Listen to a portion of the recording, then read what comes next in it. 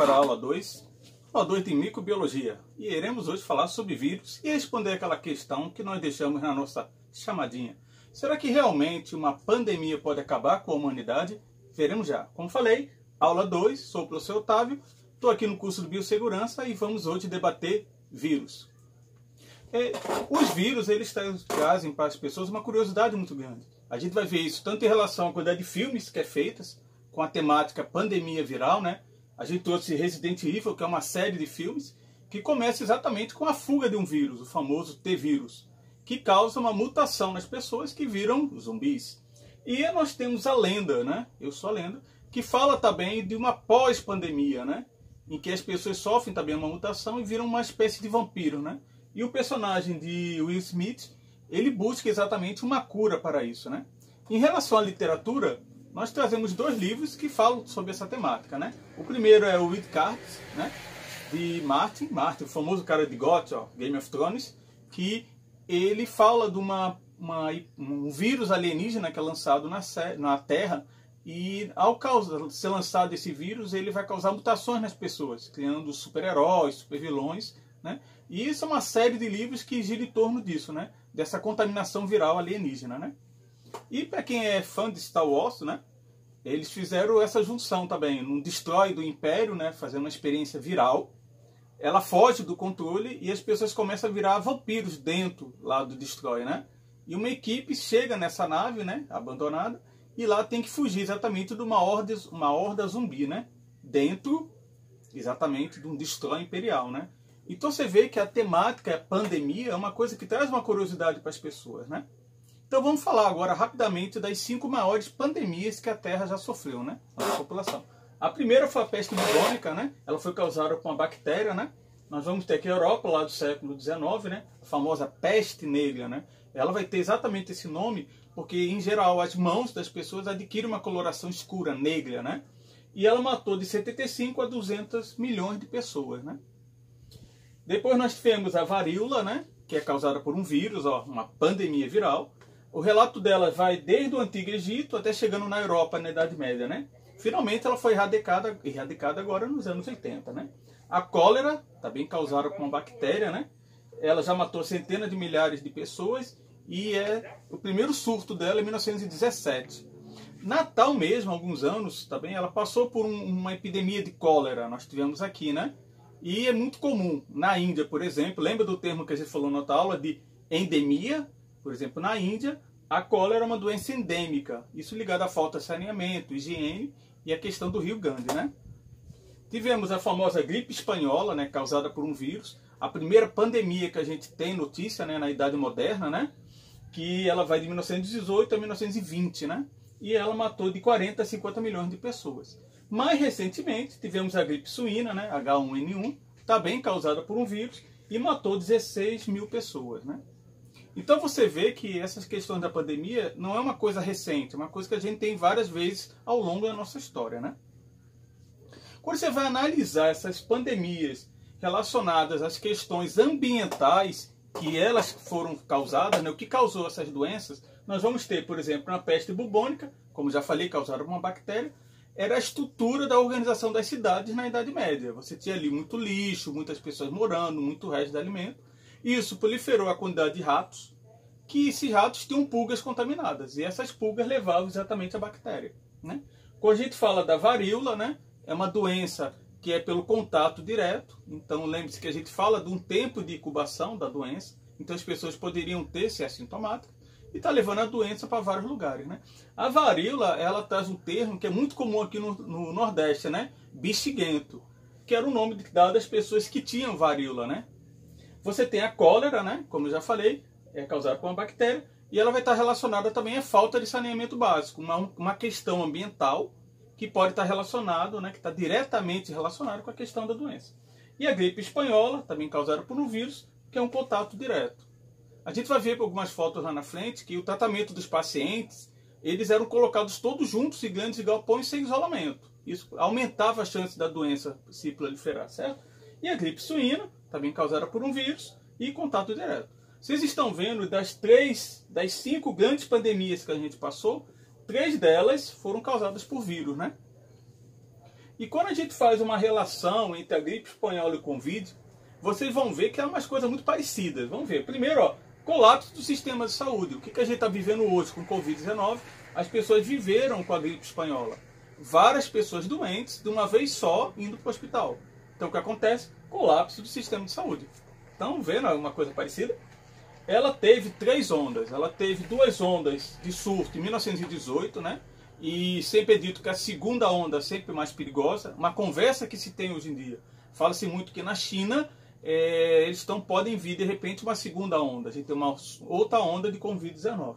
E ela teve uma outra onda em 1919 que já foi um pouco mais fraca, mais leve, né? É a origem. Eles não sabem se foi trazida pelos soldados americanos ou ela tem origem na China. Outra coincidência. E também passou, como a gente vê hoje, a tentativa de vários medicamentos. Então eles foram tentando medicamentos para tentar aliviar os sintomas, né? E a medida usada na época foi o que nós estamos vendo hoje em dia. Medida de isolamento, né? Por exemplo, a Austrália teve pouquíssimos casos. Isso está ligado também à questão de ser um continente isolado, né? Um país isolado do resto do mundo. E a questão também do isolamento que eles fizeram lá, né? Mas hoje a gente vê que graças à globalização, a Covid-19 viajou com muita facilidade pelo mundo, que a gente está vendo hoje em dia, certo?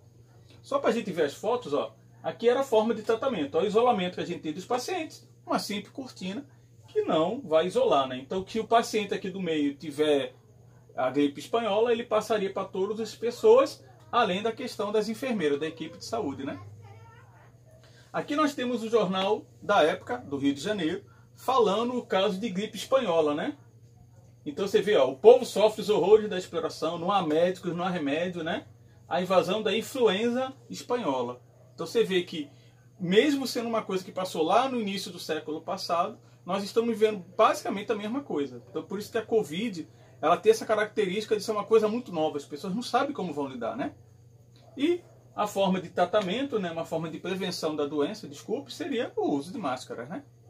Mas já que nós já puxamos essa ideia de falar de grandes pandemias causadas por vírus, mas o que é um vírus, né? Primeiro, o vírus, né? A gente vai falar hoje exatamente da estrutura do vírus, formas de contágio, medidas gerais de prevenção e alguns exemplos de doença, né? Lembrando que aqui é uma aula que a gente vai dar só uma pincelada, né, em esses assuntos, mas algumas informações vão ser bem importantes para vocês, né? Principais características. Há uma discussão muito grande se os vírus são seres vivos. Hoje o conceito que a gente tem é que eles estão entre o estágio intermediário entre a matéria bruta e o ser vivo. Lembra lá do primeiro ano com a tia Deusa, na segunda-feira à tarde, que ela falou de características dos seres vivos? Uma das características dos seres vivos é exatamente o quê? A capacidade de ter metabolismo e reprodução. O vírus ele é incapaz de ter esses dois processos biológicos sozinho. Ele vai ter quando? Quando ele parasita uma outra célula. Por isso que na hora que ele é vivo é porque ele está parasitando uma célula hospedeira, porém quando ele está solto no ambiente ele está cristalizado. Por isso que dizem que ele é um estágio intermediário entre a matéria bruta e a matéria viva, certo? São basicamente formados por 2 substâncias. Ele vai ter um capsídeo proteico que vai envolver o seu material genético, né? A gente vai ver já. Todos eles são parasitas obrigatórios. Devido ao quê? Como eu já falei, ele precisa de uma outra célula para realizar o seu metabolismo, né? E o estágio intermediário entre seres vivos e matéria bruta, certo? Continuando, as características são acelulares. Lembre-se que a teoria celular vai dizer que todos os seres vivos são formados por células. Por isso que não enquadramos os vírus como ser vivo, porque ele não é formado de células, eles são acelulares.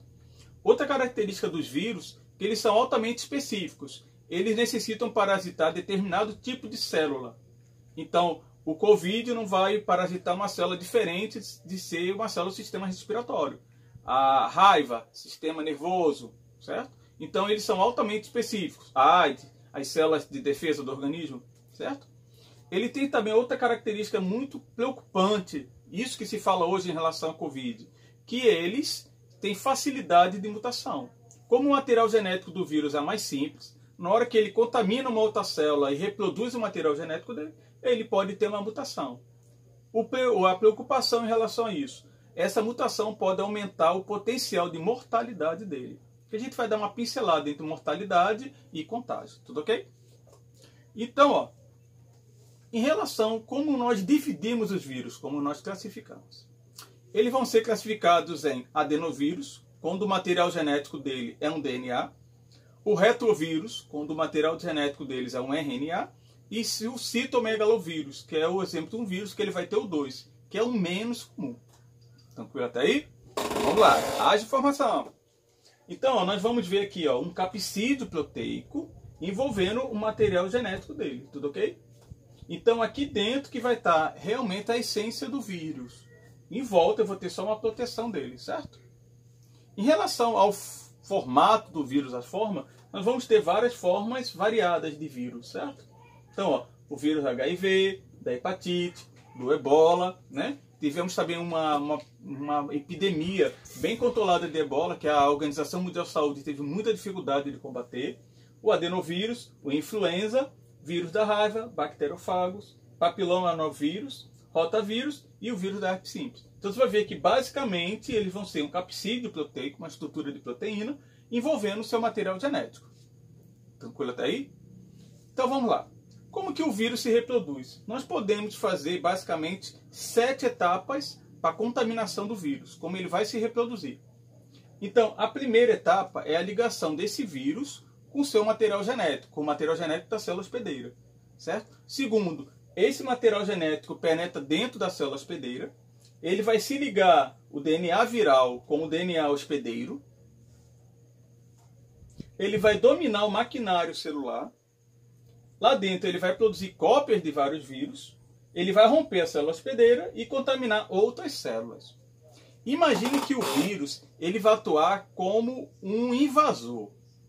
Ele entra dentro da célula e ele passa a tomar conta da célula. Ele chega para a célula e fala assim, olha, você não vai mais trabalhar para você, você vai fazer cópias minhas. Então ele começa a forçar a célula a fazer cópias dele e dali ele rompe a célula e vai contaminar outras células. Tranquilo?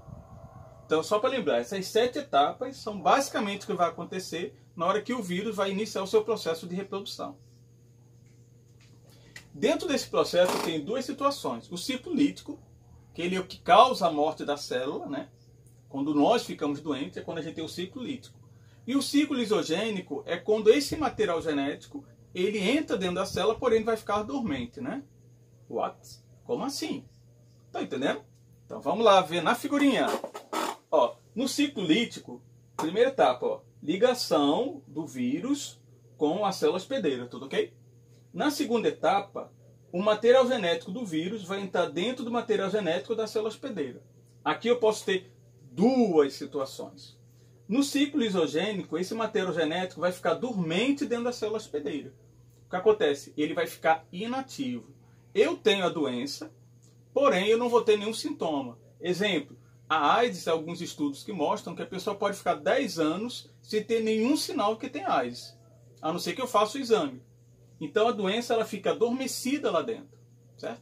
Já no ciclo lítico, esse DNA viral se liga ao DNA da célula hospedeira, começa a fazer cópias dele, ó, controlando o maquinário celular. Lá dentro ele vai multiplicando, até que haja o rompimento de uma célula, da célula hospedeira.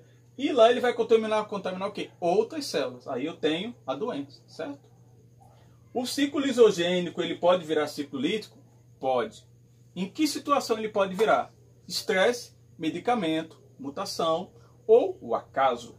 Do nada você está ali feliz da vida, no ciclo lisogênico, e alguma coisa que pode acontecer e você entra no ciclo lítico, certo? Então, ó, estresse, no, certo? Sejam felizes. Tranquilo até aí? Então vamos lá. Medidas preventivas. Essas medidas preventivas, elas equivalem à maioria das medidas de várias doenças, certo? Não é só doenças virais bacterianas, causadas por protozoários, por vermes. Então elas são bem gerais, certo? A primeira delas é lavar as mãos. Houve um estudo no hospital que o hábito do médico lavar a mão de um paciente para o outro diminuía até em 98% a chance de infecção hospitalar. Então hoje é adotado como medida sanitária exatamente essa questão, lavar sempre as mãos, tudo ok? Não compartilhar talheres, né? Algumas doenças como contato direto que podem passar por contato direto, na hora que eu uso um talher da pessoa que está contaminada, eu também posso pegar, né? Lavar os alimentos é muito importante. No caso das doenças que vêm por contato sexual, o uso da camisinha, né? E é um dado preocupante hoje em dia, a gente vai falar lá na frente, que o caso de AIDS, de 2018 até agora, teve um aumento de 21%. Isso devido a quê? Mesmo que todas as pessoas sabendo a questão do uso do preservativo, elas estão abandonando esse uso do preservativo, somente os mais jovens, né? E está fazendo com que haja um aumento do caso de AIDS. Então, ó, prevenção, viu, gente? Uso de repelente no caso de doenças que são transmitidas por vetores, como mosquitos, né? Evitar aglomeração, isso aí, vocês estão vivendo isso hoje em dia, né? Nós estamos em isolamento social, exatamente para tentar fazer com que a doença não se disperse. Isso tem dois riscos da dispersão da doença, que como eu já falei. Primeiro risco, aumento de casos dentro da população. E segundo, eu aumento a possibilidade desse vírus sofrer uma mutação, certo? Evitar contato com pessoas doentes. Isso é fácil com pessoas que apresentam sintoma. Com as pessoas assintomáticas é mais difícil. Há um caso de uma governanta do século XIX nos Estados Unidos, que ela tinha varíola e passou a varíola para todos os patrões dela. Ela não tinha um sintoma.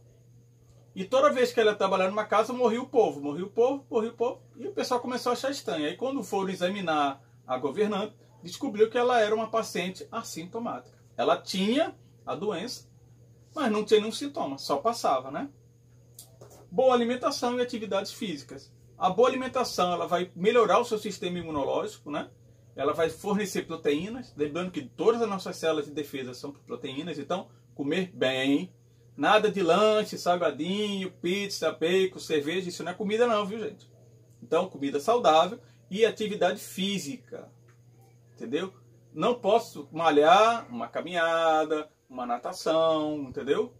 Porque isso vai ter, a cada atividade física, ela também vai melhorar a sua qualidade de vida em relação ao estresse, né?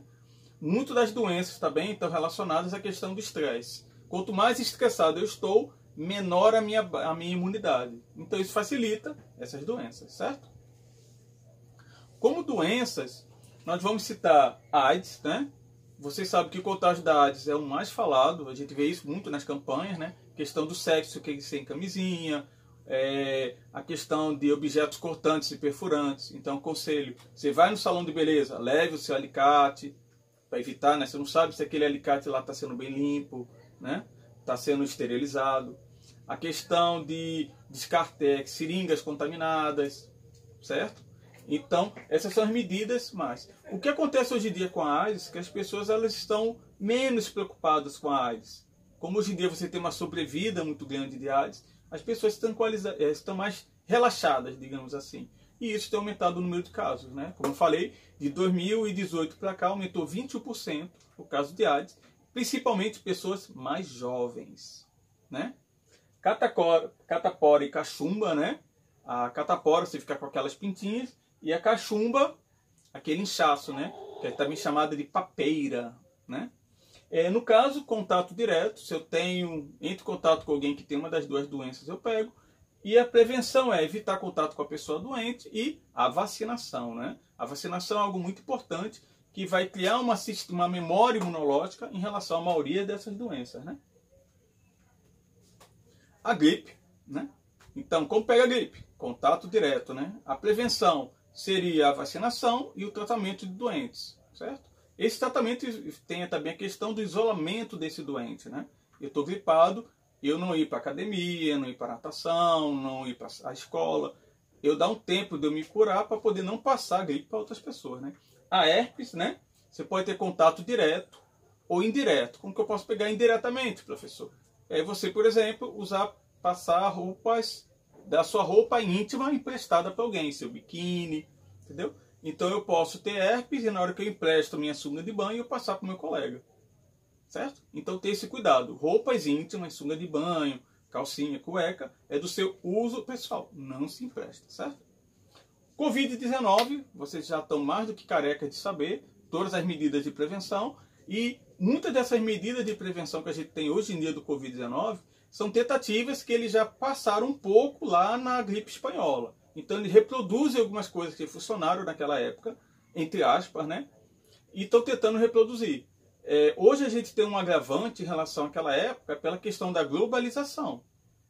A hipótese mais atual é que os feriados na China, que a China passou pelo Ano Novo Chinês, né, e todo mundo foi viajar para a China, e na hora que essas pessoas voltaram para os seus países, levaram o Covid-19. Né? Como dizia nosso ministro Mandetta, quem trouxe a doença para o Brasil foi exatamente a classe média e a classe alta, quem viaja. E agora a doença se popularizou, né? Como o povo diz, ela pegou, né? Então, sim, lavar as mãos, uso de máscara, álcool gel e ver a questão do isolamento social, né? A questão de isolar é, primeiro, impedir que a doença se propague, né? Como eu já falei, e a questão da mutação viral, certo? Só uma outra informação bem interessante, gente. Essa enzima chamada transcriptase reversa. É um trava-língua. Você falar isso 3 vezes seguidas, tá show, viu? O que ela vai fazer? Como o vírus, alguns deles vão ter RNA como seu material genético, esse RNA ele não interage com o DNA da célula viral. Da célula hospedeira. Então o que vai acontecer? Esse RNA viral ele tem que ser transformado num DNA. Quem vai fazer essa transformação? A transcriptase reversa. Ela é uma enzima que vai existir no vírus, que vai transformar o material genético dele de RNA para DNA, certo? Então vamos ver isso aqui, ó. Então, ó, você tem um DNA, né? E esse DNA, ó, ele vira o RNA e entra lá dentro da célula, tudo ok? Já a transcriptase reversa, o que ela vai fazer? Ela vai transformar esse RNA num DNA. E na hora que ele vira um DNA, ele vai se ligar exatamente ao material genético da célula e lá vai poder comandar esse maquinário, certo? Então, se falou de transcriptase reversa, é uma enzima que vai ter a função de transformar o RNA viral num DNA viral para que ele possa interagir com a célula hospedeira. Tranquilo? Vamos lá, gente.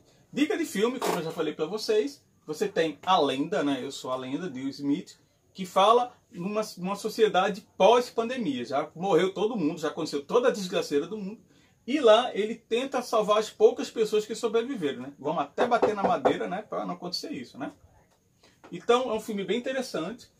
Na internet vocês acham o final alternativo dele. Ele tem o final do filme mesmo.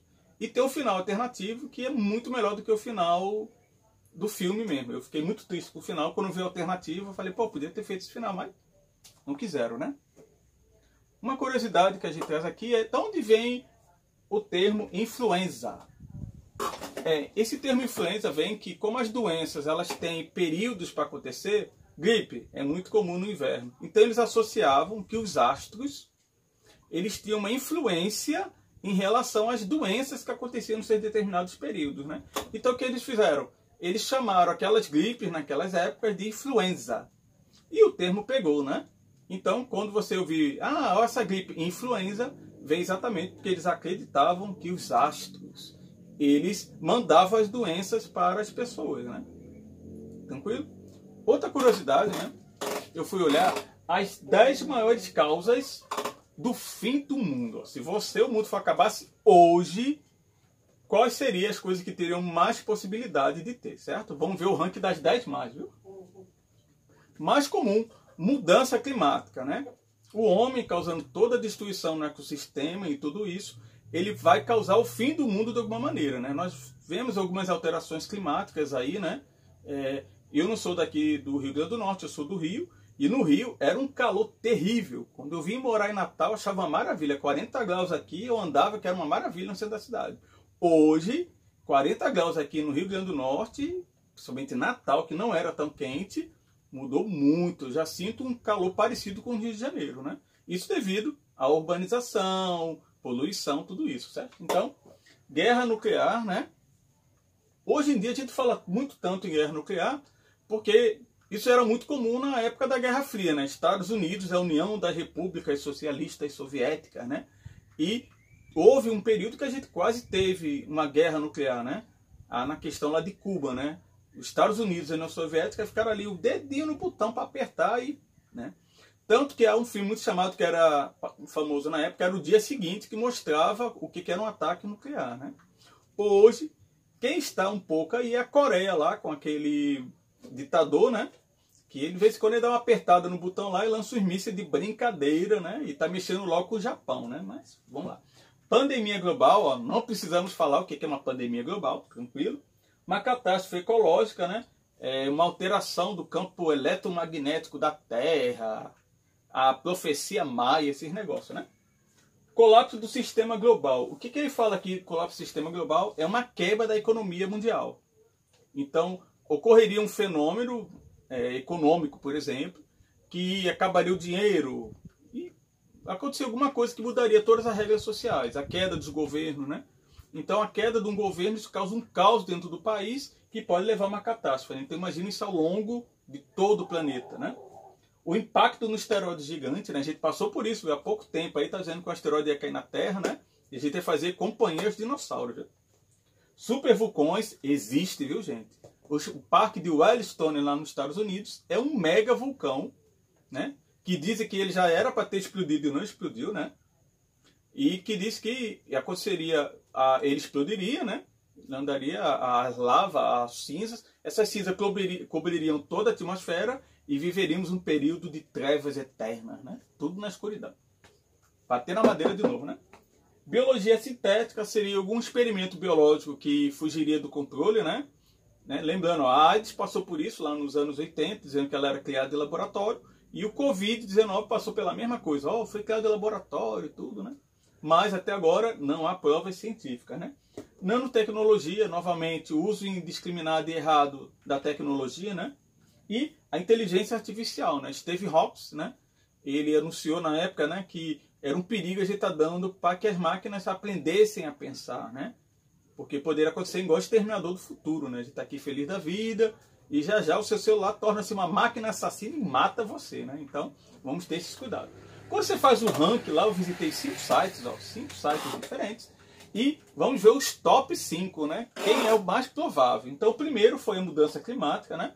As questões ambientais. Aí nós temos, em segundo lugar, a guerra nuclear e a pandemia global. Então, pandemia global está no top aí de ser o nosso fim. Nós temos catástrofe ecológica. O impacto também está aqui no meio, viu, gente?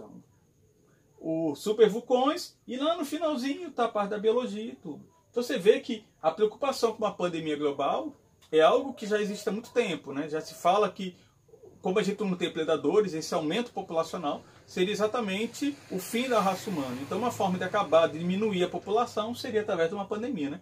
Já que a gente não tem inimigos naturais, né? Então, ó, obrigado pela aula, espero que tenha sido válida para todos vocês. Já vamos preparar a aula 3, né? Falaremos sobre bactérias, né?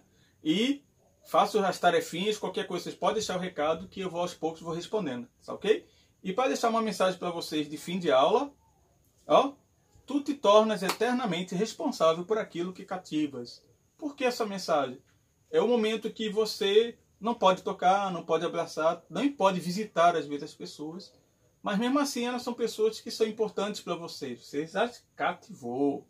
Então é interessante proteger essas pessoas. E como eu mostro que eu me importo com elas, que elas são importantes para mim, preservando a saúde delas. Então fique em casa, entendeu?